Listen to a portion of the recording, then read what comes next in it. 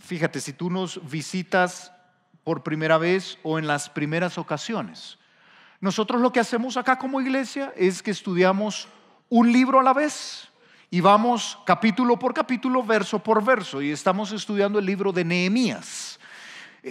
Por eso yo te pido que vayas al libro de Nehemías. Está en el Antiguo Testamento, y si no trajiste Biblia, sí, acércate a algún creyente que tenga Biblia por ahí o búscala en tu teléfono. Pero aquí leemos la Biblia, nos interesa saber qué dice la Escritura, y hemos venido desde el capítulo 1 de Nehemías.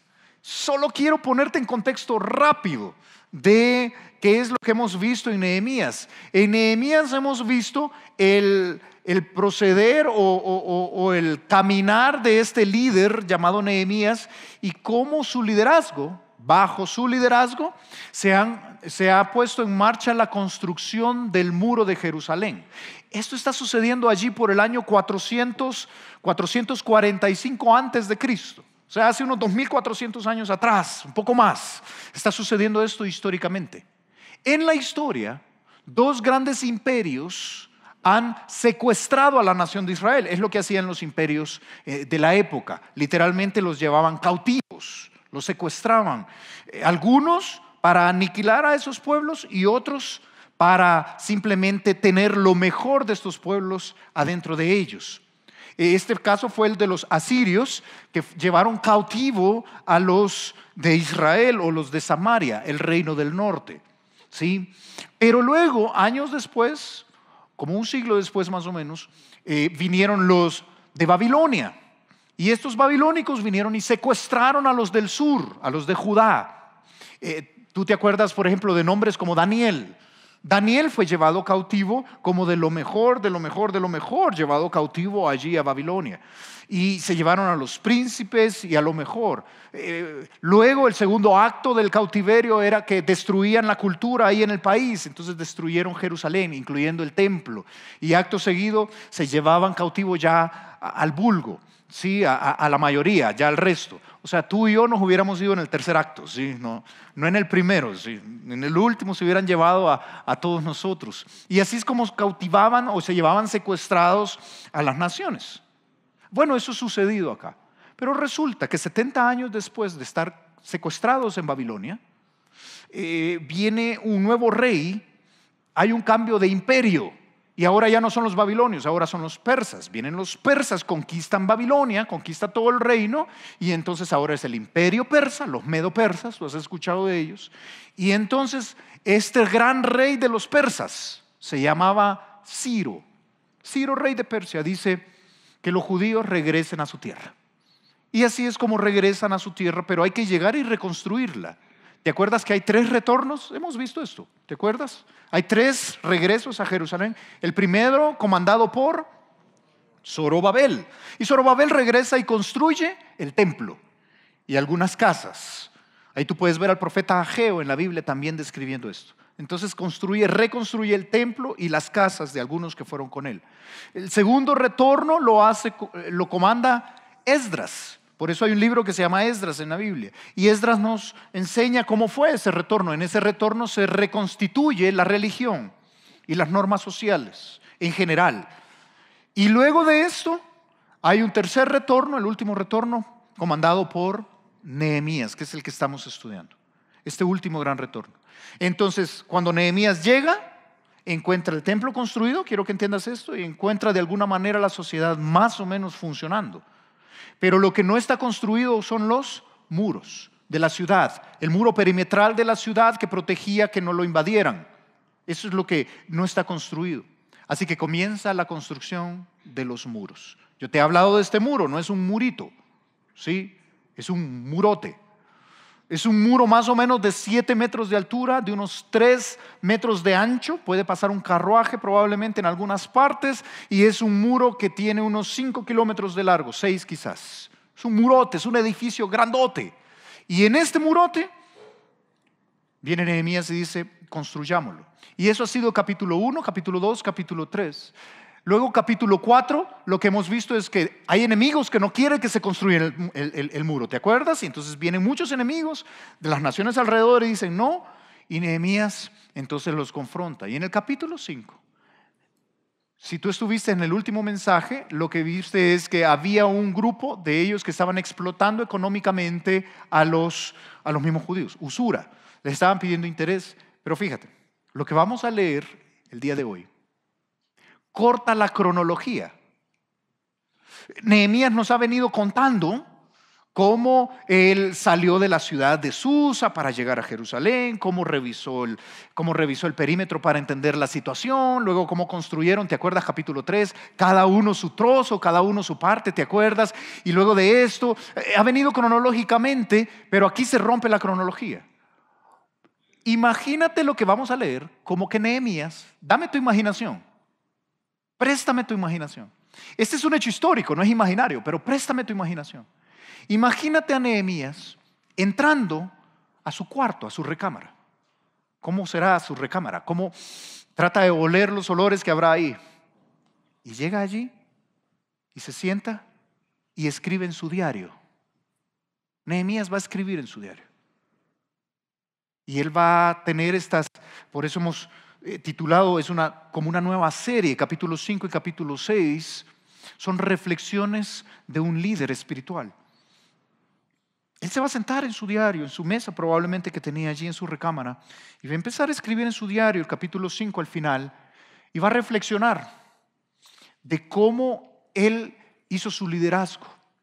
No va a contar qué estaba sucediendo, sino algunos aspectos de su liderazgo. Y desde ya te digo que lo que vamos a aprender es cómo él fue un líder siervo. Y cuánta necesidad tenemos el día de hoy en esta sociedad tan convulsionada de líderes siervos. Lee conmigo Nehemías capítulo 5 del verso 14 en adelante. Léelo. Dice: también desde el día que me mandó el rey que fuese gobernador de ellos en la tierra de Judá, desde el año 20 del rey Artajerjes hasta el año 32, 12 años, ni yo ni mis hermanos comimos el pan del gobernador. Pero los primeros gobernadores que fueron antes de mí abrumaron al pueblo y tomaron de ellos por el pan y por el vino más de 40 siclos de plata, y aún sus criados se enseñoreaban del pueblo. Pero yo no hice así a causa del temor de Dios. También en la obra de este muro restauré mi parte, y no compramos heredad, y todos mis criados juntos estaban allí en la obra. Además, 150 judíos y oficiales, y los que venían de las naciones que había alrededor de nosotros, estaban a mi mesa. Y lo que se preparaba para cada día era un buey y 6 ovejas escogidas. También eran preparadas para mí aves, y cada 10 días vino en toda abundancia. Y con todo esto nunca requerí el pan del gobernador, porque la servidumbre de este pueblo era grave. Acuérdate de mí para bien, Dios mío, y de todo lo que hice por este pueblo. Aquí Nehemías, fíjate, no está siguiendo la cronología. ¿Cómo sabemos que no está siguiendo la cronología? Porque aquí describió 12 años de su gobernatura. ¿Estás de acuerdo? Él dijo: durante 12 años lo que yo hice fue esto. Entonces no está siguiendo la cronología, tanto que la cronología la vuelve a tomar en el capítulo 6. ¿Te gusta la curiosidad del texto? Mira allí el versículo 15. Está seguramente en la misma página. Capítulo 6, verso 15 dice: fue terminado pues el muro el 25 del mes de Elul. ¿En cuántos días? En 52 días. Sígueme. Capítulo 1, capítulo 2, capítulo 3, capítulo 4 e incluso el inicio de capítulo 5 están dentro de esos 52 días. Pero Nehemías no fue gobernador por 52 días. ¿Fue gobernador por cuánto? 12 años. Entonces él rompe la cronología y dice: por cierto, yo lo que quiero reflexionar o confesar en mi diario es, querido diario, puso ahí Nehemías, ¿verdad? Por 12 años yo fui un líder siervo. Y fíjate, esto del liderazgo de servicio es algo novedoso el día de hoy, y tan antiguo como 2400 años. La Biblia ya hablaba de esto. Sabes que hay un gurú de liderazgo llamado Simon Sinek. Muy buenos sus libros, creo yo, algunos pocos que he leído, y él dice esto, él llega a esta conclusión. Simon Sinek llega a esta conclusión: el verdadero precio del liderazgo. Por cierto, Simon Sinek no te lo recomiendo como un teólogo, porque yo creo que ni cree en Dios. Es alguien totalmente secular, pero mira cómo esta persona secular, que probablemente ni cree en Dios, él habla de la evolución y todo esto, cómo esta persona que no cree en Dios llega a estos principios que están siendo revolucionarios y nuevos en las organizaciones de hoy. Él dice esto: el verdadero precio del liderazgo es la voluntad de poner las necesidades de otros por encima de las tuyas. Los grandes líderes realmente se preocupan por cuidar a aquellos que tienen el privilegio de liderar y entender que el verdadero costo de ese privilegio de liderar viene a costa del interés propio. Pero eso es tan viejo como Nehemías. Lo acabamos de leer en Nehemías. Y qué bueno que el mundo corporativo se está dando cuenta de eso en los últimos 10 años. Pero eso es tan viejo como Nehemías. Nehemías dice: yo no tomé el pan del gobernador y en lugar de quitar, de poner gravamen al pueblo, más bien les serví, les di. Porque este liderazgo de servicio es tan necesario. ¿Quién mejor que el Señor Jesucristo como un ejemplo de este liderazgo de servicio? ¿Recuerdas las palabras de Jesús? Mejor explicadas aún. En Mateo capítulo 20, verso 25, ¿recuerdas lo que él dijo? Entonces Jesús, llamando a los discípulos, les dijo: ¿sabéis que los gobernantes de las naciones se enseñorean de ellas y los que son grandes ejercen sobre ellas potestad? Ese es el mundo. Pero entre vosotros no va a ser así. Entre los creyentes no es así. Aquí no nos enseñoreamos unos de otros, sino que el que quiere hacerse grande entre vosotros será vuestro servidor, y el que quiera ser el primero entre vosotros será vuestro siervo. Y yo soy el ejemplo, dice él, como yo, como el Hijo del Hombre, que no vino a ser servido, sino a servir y a dar su vida en rescate por muchos. Este modelo de liderazgo es muy bien ejemplificado en la vida de Nehemías. Y desde el capítulo 5 al final, que acabamos de leer, y todo el capítulo 6 vamos a ver algunos rasgos de liderazgo. Así que yo te pido, fíjate que el siguiente y el siguiente domingo no te los pierdas. Es una serie sobre este liderazgo espiritual. Y quizás tú estás acá y tú dices: sí, hermano, pero yo no lidero ninguna empresa, o yo no estoy en una posición. Yo te propongo que todos tenemos un nivel de influencia a nuestro alrededor. Todos. Si tú eres una madre, no hay mayor influencia que tú en la vida de tus hijos. Si tú eres una esposa, no hay mayor influencia que tú en la vida de tu esposo. Si tú eres un esposo, tú eres cabeza de ese hogar. Necesitas aprender todo esto. Si tú eres una persona de empresas, o si tú eres si tú eres un vecino muy activo en tu vecindario, si tú eres un estudiante, o si tú eres lo que necesita esta nación desesperadamente, es personas que puedan liderar con un liderazgo de servicio, con características bíblicas en las áreas en las que se muevan. ¿Y cómo funciona este liderazgo de servicio? Bueno, mira, necesitamos estos líderes siervos, y son líderes que tienen una actitud humilde. Una actitud humilde. Esto de la humildad siempre es, yo creo, malentendido.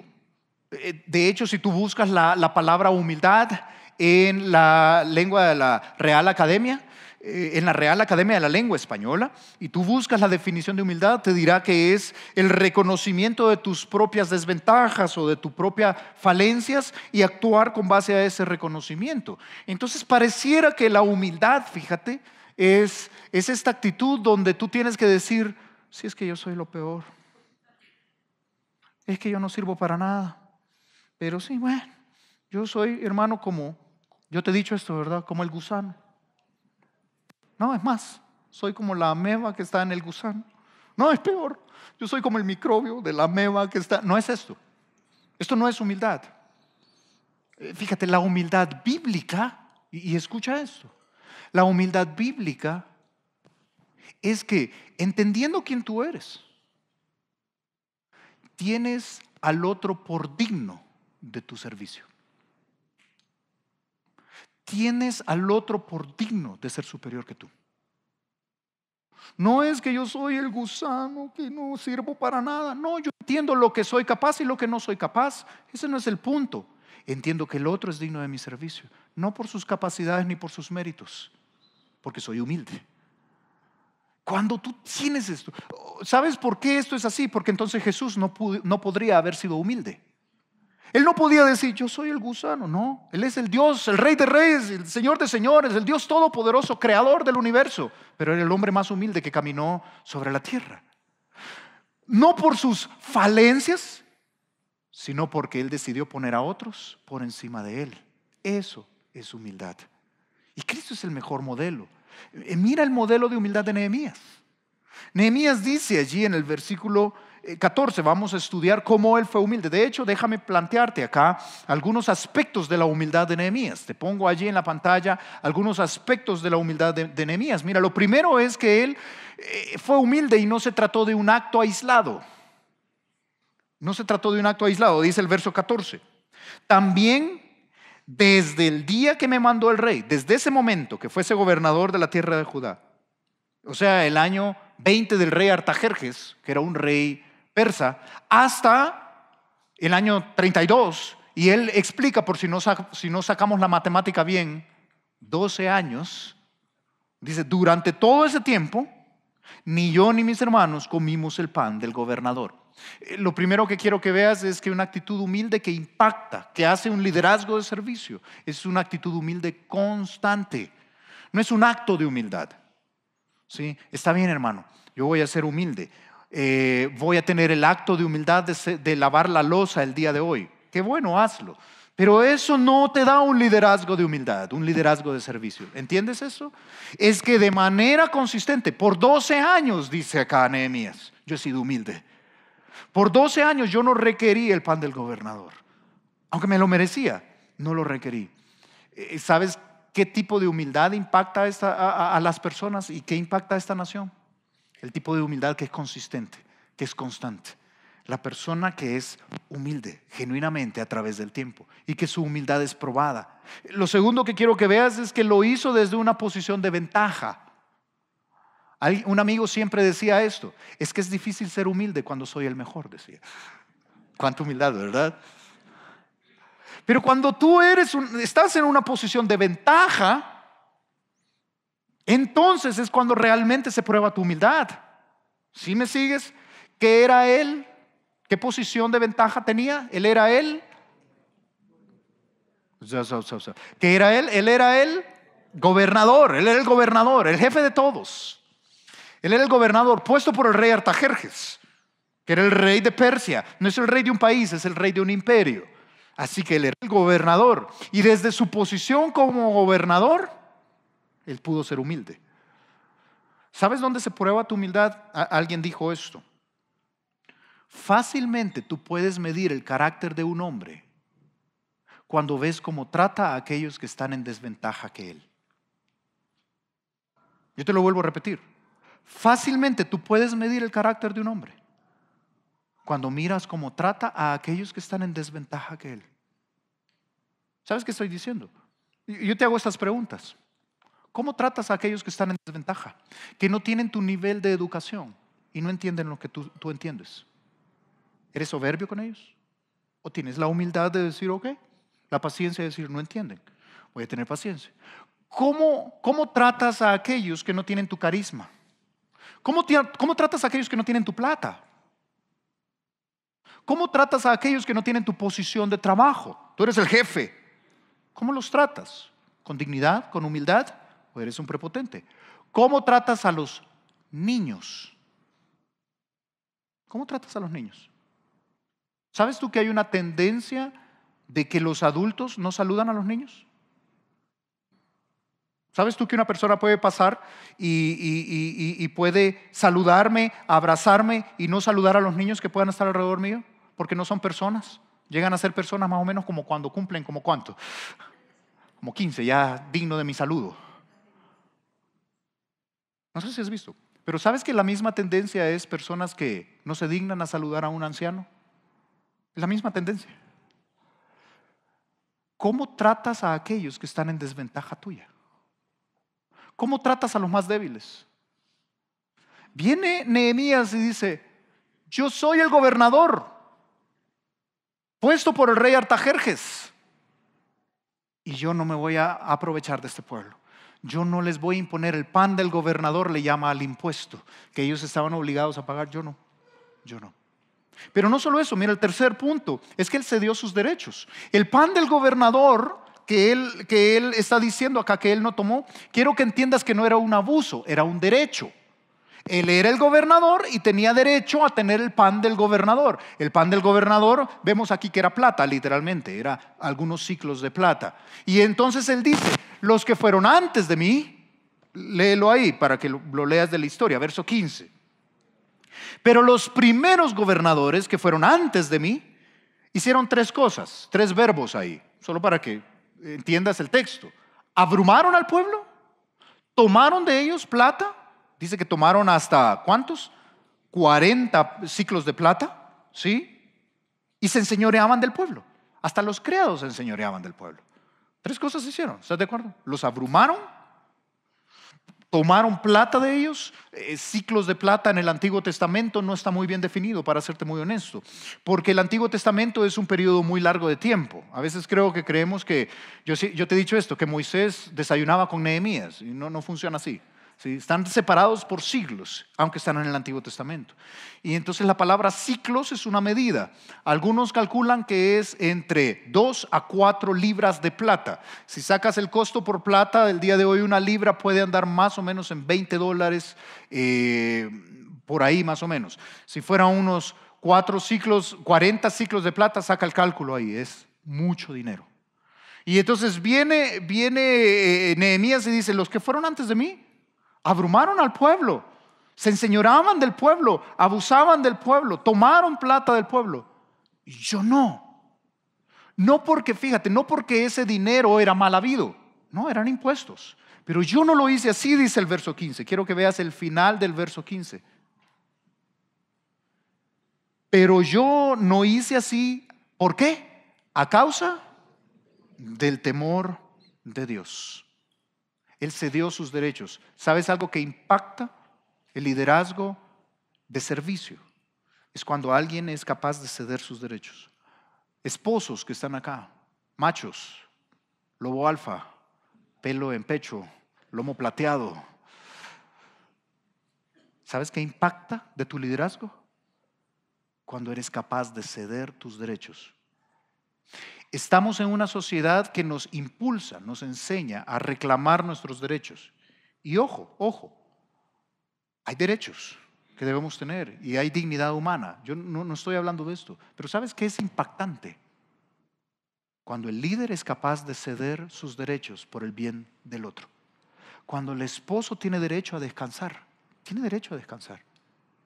y en lugar de descansar es capaz de pasar tiempo con su esposa y platicar. Cuando el esposo que es líder tiene derecho a descansar y entonces es capaz de venir y pasar tiempo con sus hijos y disfrutarlos. Cuando la esposa tiene derecho, fíjate, de un día largo tiene derecho a descansar y es capaz de venir y todavía servir la mesa para aquellos que están a su alrededor. Esto impacta.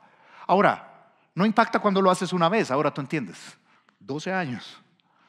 Es cuando eres consistente haciéndolo. Cuando esto es así, impactas a las personas que están a tu alrededor.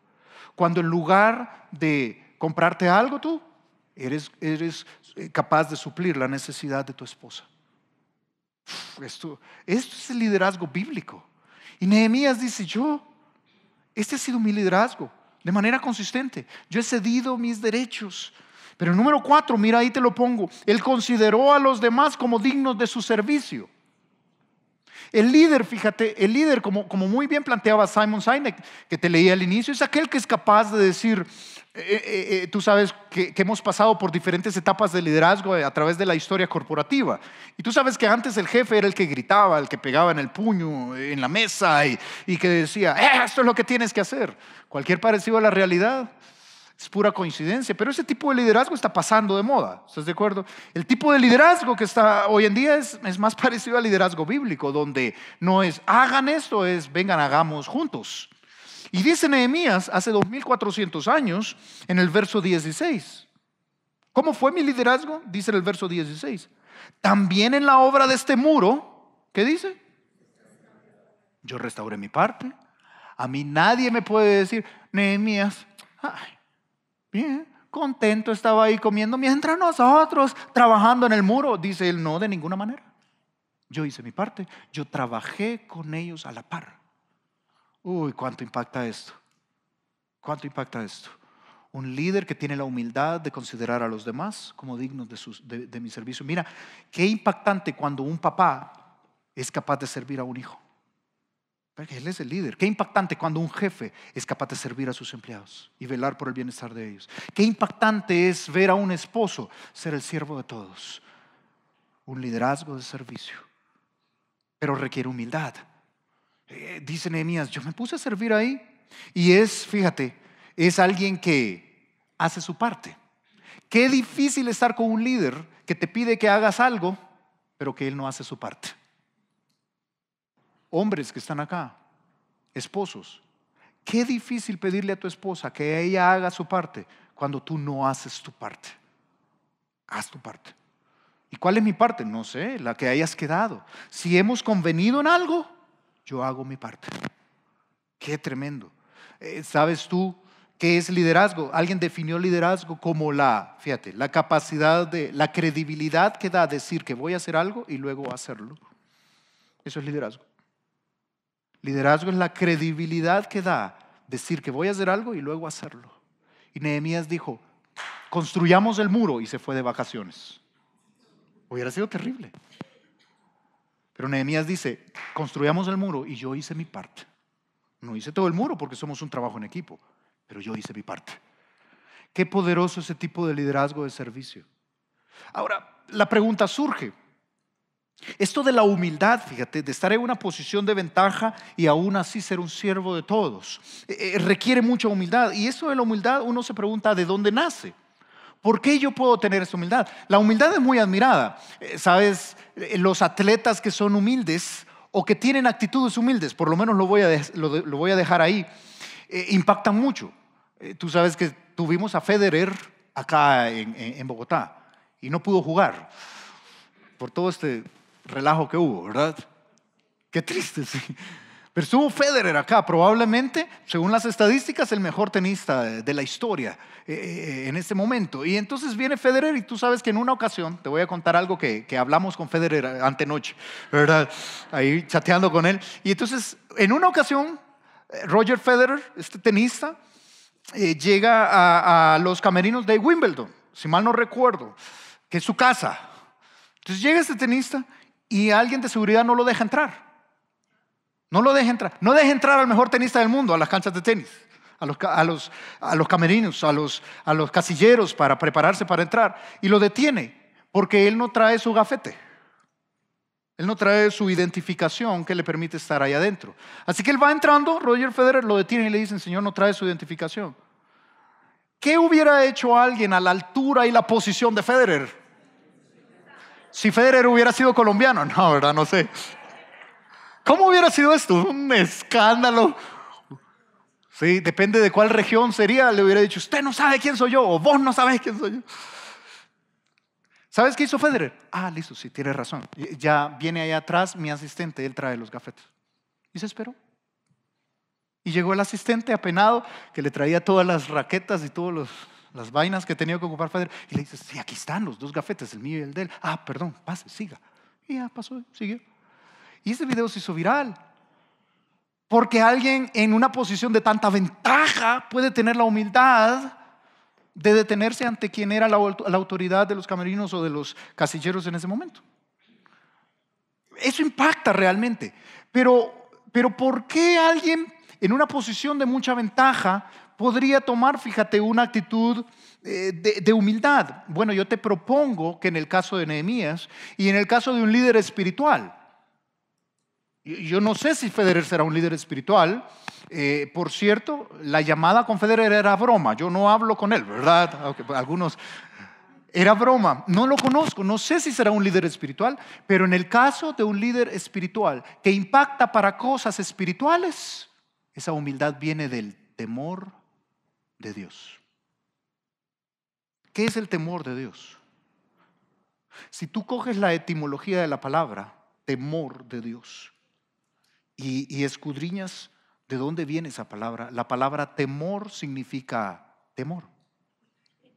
Eso significa. Entonces, temor de Dios significa tenerle temor a Dios. No, hermano, pero a Dios no se le tiene miedo. De verdad. Porque toda persona que ha estado enfrente de Dios cae en su rostro. Toda persona que ha estado en la presencia mismísima de Dios, en el monte Sinaí, Moisés, para que tengas una idea, tú puedes leerlo en Éxodo capítulo 19, Éxodo capítulo 20, Dios está presente, su presencia está clara en el monte Sinaí, tiembla, hay relámpagos, hay fuego, hay humo, y es tremendo. Y entonces el pueblo le ha dicho a Moisés, Moisés, queremos subir contigo a la presencia de Dios, queremos recibir los 10 mandamientos. ¿Tú te acuerdas de eso? Y Moisés le dice, vale. Él era colombiano, entonces le dice, vale, listo. Y entonces, no hay problema, vamos. Y entonces al día siguiente dice, empiezan a ver todo eso, relámpagos, truenos, humo y temblores y todo. Y entonces el pueblo le dice a Moisés, mejor no, vaya usted. Yo no subo ahí, porque subir a la presencia de Dios, estar en la presencia de Dios, es una cosa seria. ¿No le temeremos a eso? Fíjate que el carácter de Dios obviamente es tan complejo, pero la Biblia nos muestra algunas facetas de su carácter para conocerle. Pero el carácter de Dios es amor y confianza, y podemos acercarnos con Él confiadamente al trono de su gracia por la sangre de Cristo, ¿de acuerdo? Pero la otra cara de la moneda es que Él es justicia y fuego consumidor, y con Dios no se juega. Con la presencia de Dios no se juega. Es esto donde tengo confianza. ¿Sabes? Por eso creo que Él eligió la figura de un buen padre. Un hijo debe tener el respeto y el temor de, mi papá se va a enojar en esto, mejor no lo hago. Qué bueno, eso es bueno. Pero al mismo tiempo la confianza de llegar y abrazar y besar. Es esta forma de ser de Dios. Y a Dios se le teme. Y leíste conmigo allí. ¿Qué dice Nehemías ahí en el verso 15 al final? Yo no lo hice así a causa del temor de Dios. Mira, el temor de Dios es descrito en la Biblia, en Salmo 86:11. Mira cómo lo describe la Biblia de manera consistente. Dice, enséñame, oh Jehová, el temor de Dios es aprendido. Enséñame, oh Jehová, tu camino. Caminaré yo en tu verdad, su palabra. Afirma mi corazón, ¿para qué? Para que tema tu nombre. Yo quiero estar consciente de que tú estás ahí. Piénsalo. Si realmente estaríamos conscientes de que Dios está ahí, muchas de los pecados privados que tú y yo cometemos, no los haríamos.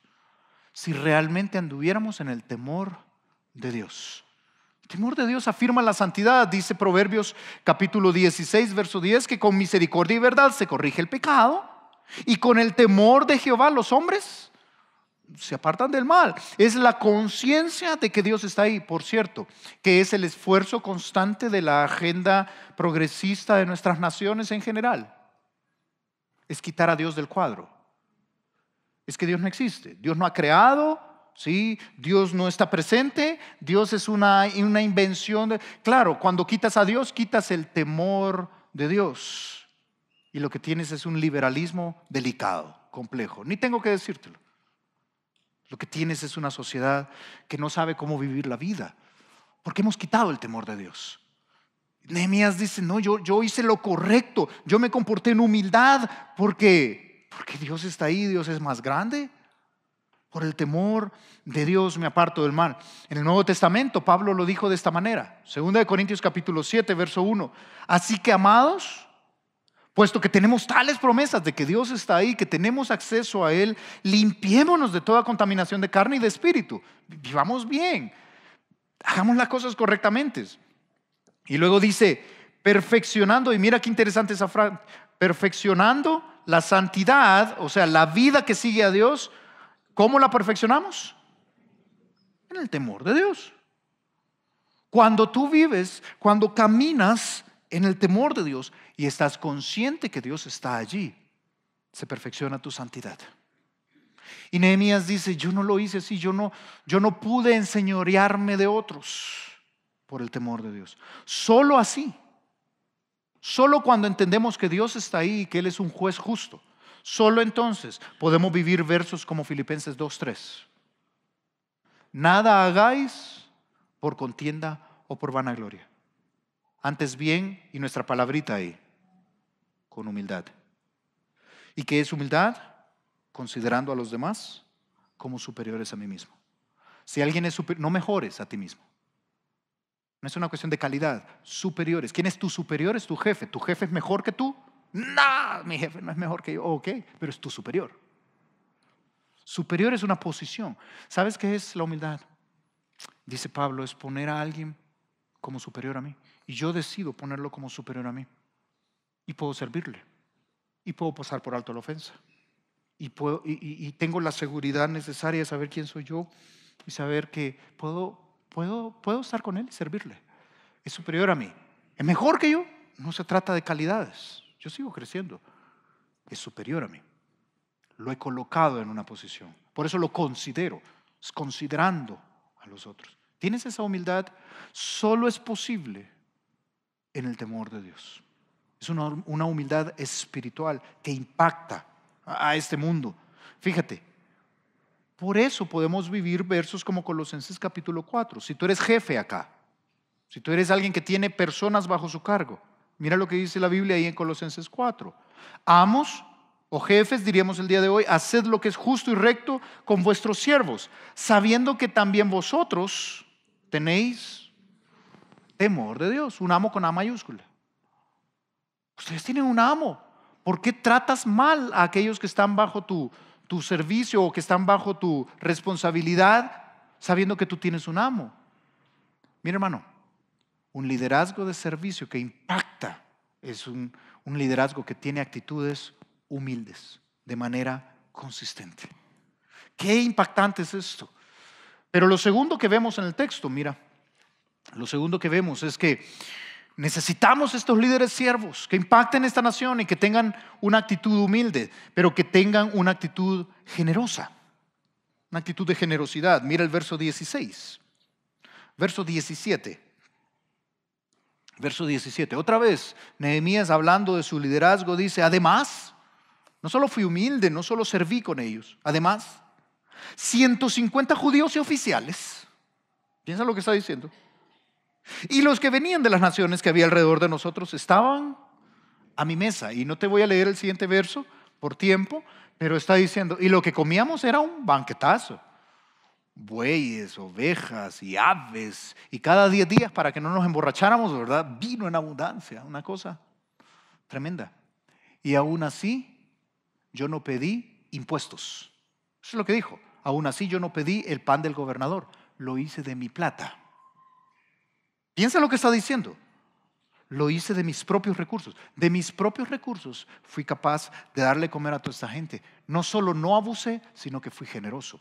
Mira, hermano, la generosidad en los niveles, y tú puedes decir, hermano, pero usted ya vio cuánto estaban comiendo esta gente. Yo no le puedo dar de comer a 150 personas y con un gran buey ahí en la casa. No puedo, de acuerdo, no es lo que te está pidiendo el texto. Lo que te está presentando es una actitud generosa con lo que tienes. Con lo que tienes. Yo no sé cuánto sea tu capacidad financiera, no es el punto. El punto es que de esa muy poca capacidad o mucha capacidad financiera, un líder siervo es una persona que es capaz de ser generoso. Y si una empanada es lo que puedes dar, pues una empanada das con alegría y eres líder de tu familia. Mira, ¿has visto alguna vez a un novio tacaño? Hermana que estás acá, ¿alguna vez te tocó tener un novio tacaño? Sí, hermano, me casé con él, ¿verdad? Ese fue mi error. ¿Has visto alguna vez un novio tacaño? ¿Sabes que decir te amo, si no va acompañado de la plata detrás, es bien difícil creerlo? Sí, es que yo te amo, pero es que no traje la billetera, ¿verdad? Sí, clásico, el clásico novio tacaño, ¿verdad? Que justo un amigo mío decía, esta era su estrategia, fíjate. Solteros, esta era la estrategia de mi amigo, no mía, ¿verdad? Pero él decía que el consejo que le daba a los más jóvenes que él es, tú tienes que llevar a tu novia a una cita romántica. Ajá, decía uno, ¿y cómo funciona? Primero la llevas a mimos, ¿sí? Y que se tome una malteada grande. Y luego la llevas a crepes, ya no va a tener hambre. Entonces no te preocupes, ahí ya lo único que te costó fue la malteada de mimos, ¿verdad? Hay novios tan tacaños, tú sabes de este novio que se cuenta, ¿verdad? Que va caminando con su novia y pasa enfrente de un restaurante y ella le dice, qué rico huele allá adentro. Bueno, si quiere volvemos a pasar, le dice, ¿verdad? No hay problema. Hay novios tan tacaños. Es difícil estar con alguien que no está dispuesto a dar. Pero lo contrario también es real. Qué bendición estar con aquellos que hacen a un lado el egoísmo y son capaces de velar por el bien del otro. Y fíjate, aquí no solo se trata de plata. Plata es evidente. Es generosos con tus sentimientos. Hablábamos con mi esposa ayer. La primera que escucha mi mensaje siempre es mi esposa, ¿verdad? Lo reboto, lo hablamos y platicamos y yo estoy inundado de lo que he descubierto en el texto y entonces es una plática que siempre se genera con ella. Y entonces me decía, ¿sabes qué es lo tremendo de la generosidad? Me hacía ver ella. Que la generosidad no solo se trata de plata. Y yo estoy de acuerdo con ella. La generosidad se trata a veces de tus sentimientos. A veces la generosidad se trata de la conversación que no querías tener, pero la vas a otorgar. A veces la generosidad se trata de aquella actitud que vas a regalar aún cuando te está costando y que te quedas callado cuando quisieras hablar.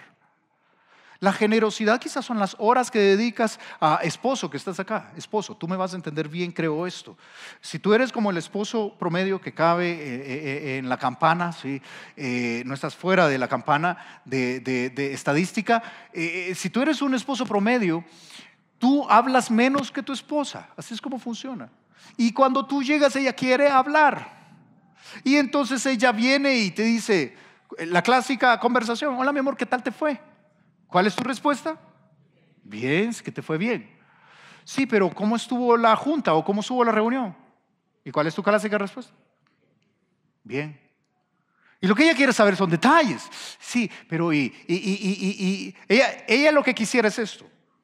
Me fue bien, el trancón de las 7 de la mañana estaba duro y luego llegué y lo primero que hice fue parquear y luego me bajé y entonces estuve en la reunión y llegaron 7 personas, fulano, sutano, mengano, y de las 7 personas entonces uno venía desvelado, se le notaba, y entonces de estos que venía y entonces, y bien feo me miró cuando yo estaba hablando y ok, fíjate, y quizás fíjate tú no vas a hacer todo esto, no te estoy diciendo, pero ¿qué tal regalarle un tiempo donde vas a dedicar tus horas? Literalmente a verla a los ojos y platicar con ella. Y vas a ser generoso. A veces ni siquiera es cuestión de plata. A veces esposa, lo que él necesita, fíjate, lo que tu esposo necesita es estar callado y haciendo nada. Y yo sé que la nada para la esposa es algo incomprensible, yo entiendo eso. Que el hombre se queda así.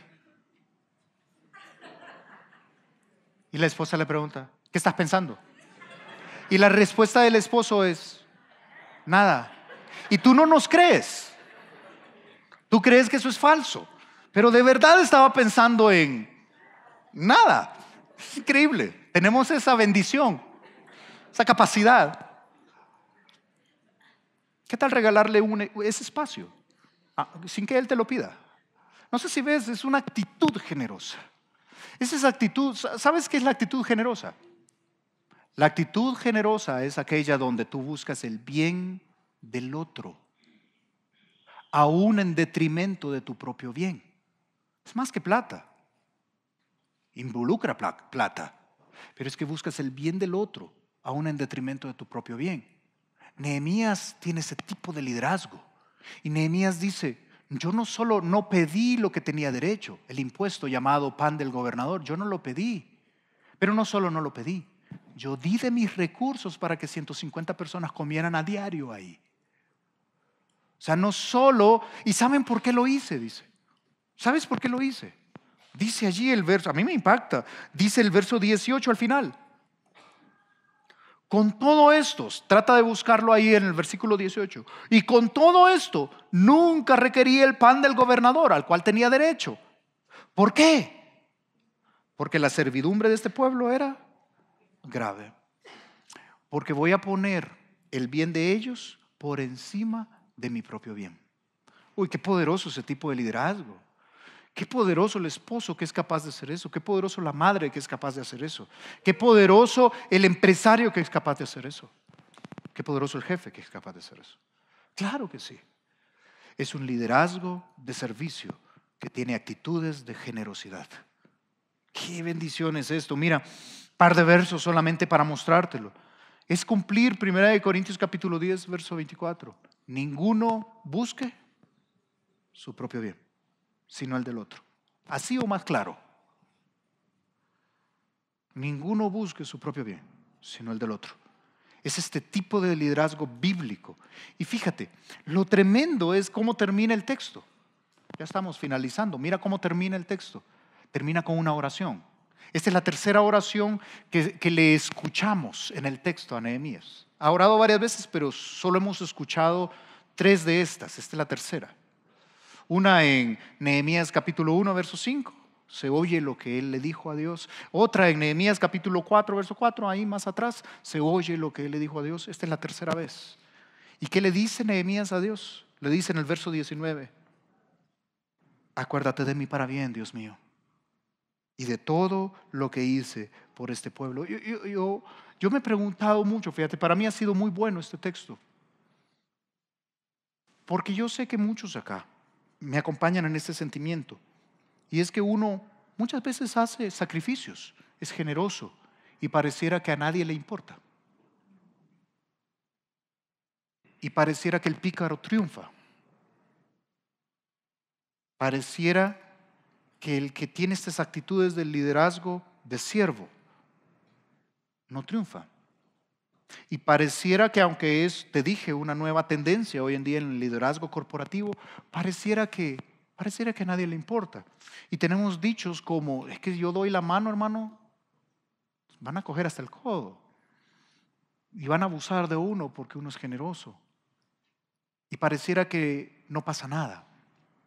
Pareciera que la mamá que se sacrifica tanto por sus hijos, no pasa nada.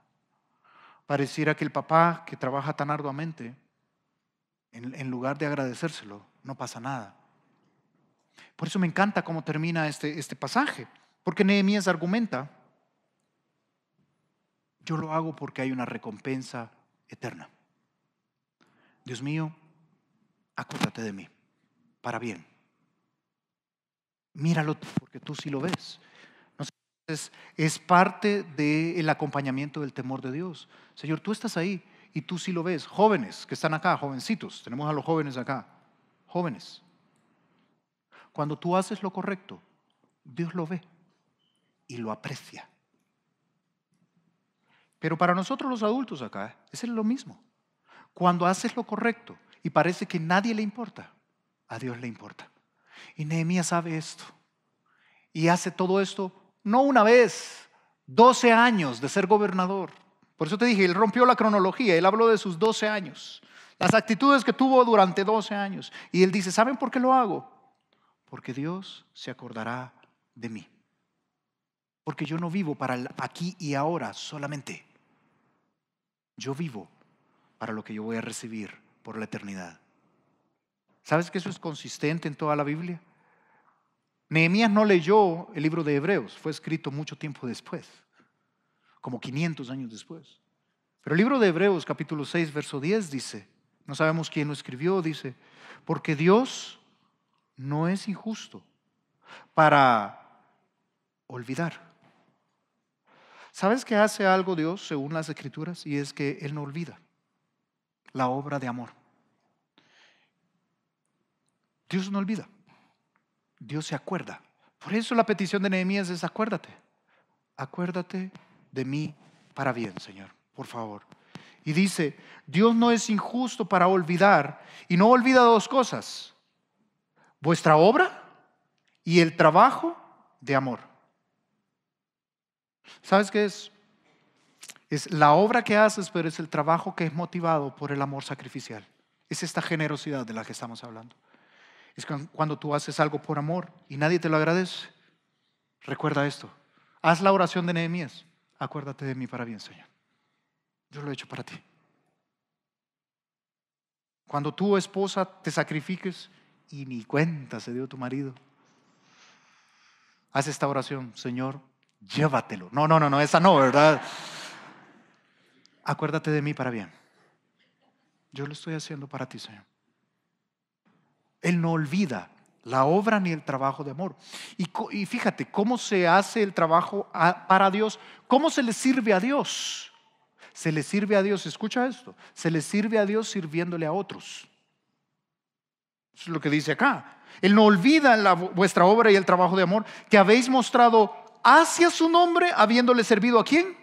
A los hermanos, a los santos, y sirviéndoles todavía. ¿Cómo le sirves a Dios? Sirviéndole a los hermanos. Pero piensa que el Dios todopoderoso, creador del universo, es capaz de tenerte a ti, ese ser tan finito, tan pequeñito, tenerme a mí, ese ser tan pecador, tenerlo en su mente. Es algo increíble. El salmista lo dijo en Salmo 8, dijo él: digo, ¿qué es el hombre para que tengas de él memoria? Y el Hijo del Hombre para que lo visites. O sea, ¿qué somos nosotros para que Dios diga: yo me acuerdo de ti? Piénsalo. Federer no se acordaría de mí. Qué tremendo que Dios se acuerda de mí. Y que Dios no se olvida. Y que Dios lo ve y dice: yo me acuerdo. Yo me acuerdo. ¿Qué somos para que Él se acuerde? Por eso, fíjate, lo que buscamos es esto: es vivir agradándole a Él. No juzguéis nada, dijo Pablo, antes de tiempo, hasta que venga el Señor, el cual va a aclarar también lo oculto de las tinieblas, todo lo que no se vio, todo eso que hiciste por amor de su nombre, esa generosidad que Nehemías tuvo y que nadie le aplaudió. Él va a aclarar lo oculto de las tinieblas y manifestará las intenciones del corazón. Por cierto, es las intenciones del corazón lo que vale. ¿Sí? Aquí le voy a servir la comida a este hombre desgraciado. Coma, vaya, Señor, acuérdate de mí. Eso no vale. Pero las intenciones no fueron las correctas. ¿Sí? Aquí traigo esta plata, esta mujer que no se lo merece, ni modo. Eso no vale. Son las intenciones del corazón. Es una actitud generosa la que nos muestra Nehemías. Y entonces dice: Dios va a venir y va a descubrir, va a manifestar las intenciones del corazón. Y entonces cada uno va a recibir su alabanza de Dios. ¿Te imaginas a Dios diciendo: bien, yo me acuerdo? Yo sé por qué lo hiciste. Nadie entendió, todos malinterpretaron. Has hecho situaciones donde tenemos el dicho acá de que por persinarse uno se puede arañar. Si no tenemos ese dicho, pues te cuento, fíjate, a veces por persinarnos nos arañamos. Uno trata de hacer el bien y por hacer el bien queda mal uno y lo malinterpretan. No sé si te ha pasado alguna vez. Todos están ahí como: amén, ¿verdad? A mí me pasa. Y uno hace con la intención correcta y va y es generoso y se malinterpreta. Y uno dice: qué injusto. Sí, bienvenido a la vida. Podemos tirarnos a llorar y deprimirnos, o podemos ser como Nehemías y tener un liderazgo de servicio y venir delante del Señor y decirle: Señor, acuérdate de mí y de todo el bien que yo hice a este pueblo. Tú sabes las intenciones. Él sí sabe las intenciones. Mira qué tremendo esto. Yo termino con esto. Si realmente creyéramos que Dios es un Dios galardonador, si realmente creyéramos que este tipo de liderazgo impacta a otros, si realmente creyéramos que Dios está ahí para juzgar y premiar, es lo que dice, ¿qué haríamos diferente? Si realmente creyéramos lo que la Biblia dice, yo lo que creo, fíjate, es que es lamentable que escuchamos la Biblia, leemos la Biblia y no siempre creemos la Biblia. Si realmente creyéramos lo que la Biblia dice, ¿qué haríamos diferente? Yo te propongo que seríamos esos líderes siervos con actitudes humildes y con actitudes generosas. Qué tremendo ejemplo de Nehemías. Qué hombre ese. En el capítulo 6 Vamos a ver las actitudes de este hombre siendo un líder y vamos a ver que este es un hombre, con los pantalones bien puestos. Pero eso lo vamos a ver el próximo domingo.